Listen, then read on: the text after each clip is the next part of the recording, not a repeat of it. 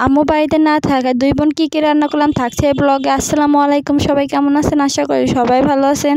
আমার আব্বু আম্মু ছোটো ভাই আগের দিন চলে গিয়েছিল আমার নানিদের বাড়িতে। আর সকালবেলা আমরা দুই বোন উঠে কী রান্না করব ভাবলাম। তারপরে ভাবলাম যে 3-4টা পরোটা বানাই, দুইজন খেয়ে বসে থাকি।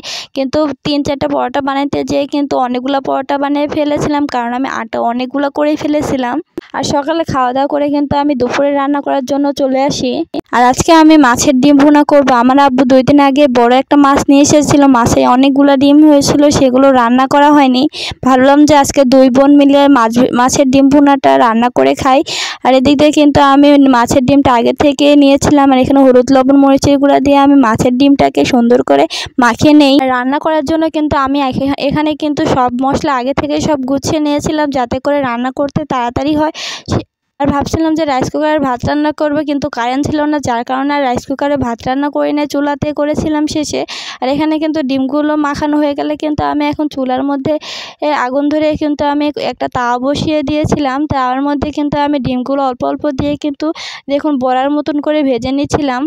আর এইভাবে ডিম ভুনা করলে কিন্তু অনেক বেশি মজা হয়। যে ডিমগুলো আমি কিন্তু সবগুলো এখন নামিয়ে নেব ভাজা হয়ে গেলে।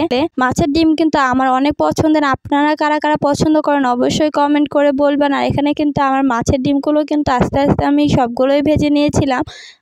দেখুন এখানে কতগুলো ডিম হয়েছে, এখানে কিন্তু ভালো অনেকগুলো ডিম হয়েছিল। আর এখন আমি ডিম ভুনা করে নেব, সেজন্য কিন্তু চুলায় আমি কড়াই বসিয়ে দিয়ে কড়াইতে কিন্তু তেল দিয়ে দিয়েছিলাম। তেলটা দিয়ে আমি এখানে কতগুলা পেঁয়াজ কুচি দিয়ে দিচ্ছিলাম। আর এখানে কিন্তু আমি ভুট্টার যে ছোবলা আছে সেগুলো দিয়ে আমি আজকে রান্না করছিলাম। এগুলো কিন্তু অনেক ভালো জ্বলে। পেঁয়াজটা আমি ভেজে নেওয়া হয়ে গেলে এখানে কিন্তু আদা রসুন জিরা আমি বেটেছিলাম যে সেগুলো দিয়ে দিচ্ছি। আদা রসুন জিরাটাকে আমি একটু ভালোভাবে ভেজে নিব। ভাজা হয়ে গেলে কিন্তু আমি এখানে পানি দিয়েছিলাম, যাতে করে মশলাগুলো পুড়ে না যায়। মশলাগুলো দেওয়ার পরে আমি এখানে কিন্তু হলুদের গুঁড়া, মরিচের গুঁড়া, লবণ দিয়েছিলাম। দিয়ে কিন্তু সুন্দর করে অনেকক্ষণ কষিয়ে নেব এটাকে। এদিকে কষানো হয়ে যাচ্ছিলো। আর বাইরে কিন্তু অনেক পরিমাণে রোদ ছিল, আজকে কিন্তু প্রচুর গরম ছিল। আর আমার এদিক দিয়ে কিন্তু মশলাটা কষানো হয়ে গিয়েছে। মশলাটা কষানো হয়ে গেলে কিন্তু আমি এখানে যে পেঁয়াজটা আমি অর্ধেকটা দিয়ে দিয়েছিলাম, আর এখন অর্ধেকটা দিয়ে কিন্তু এই পেঁয়াজটাকে আমি মশলার সাথে ভালোভাবে কিছুক্ষণ কষিয়ে নেব। আর আমার ভিডিওটি যদি ভালো লাগে অবশ্যই লাইক কমেন্ট শেয়ার করবেন এবং চ্যানেলটি সাবস্ক্রাইব করে দিবেন। আর ফেসবুক থেকে দেখলে অবশ্যই ফলো করে দিবেন। পেঁয়াজটা কিন্তু আমি মশলার সাথে ভালোভাবে কষিয়ে নিয়ে এখানে পরিমাণ মতন পানি দিব। যেহেতু আমি বেশি ঝোলও রাখবো না, বেশি শুকনো রাখবো না, মিডিয়াম, সেজন্য কিন্তু আমি আমার পরিমাণ মতন পানি দিয়ে নিয়েছি। আর এখানে পানিটা বলক ওঠার সাথে সাথে কিন্তু আমি ডিমগুলো দিয়ে দিচ্ছি।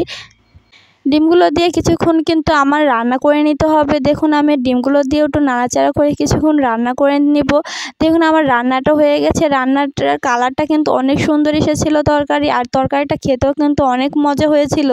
এভাবে আপনারাও রান্না করে খেতে পারেন, তাহলে দেখবেন আপনাদেরও ভালো লাগবে। আর ভিডিওটি ভালো লাগলে অবশ্যই শেয়ার করে দিবেন। আর দেখুন তরকারিটা সত্যি অনেক বেশি মজা হয়েছিল। আর বিকালে আমরা একটু আম ভর্তা বানিয়েছিলাম, সেই আম ভর্তাও খেয়ে নিয়েছিলাম।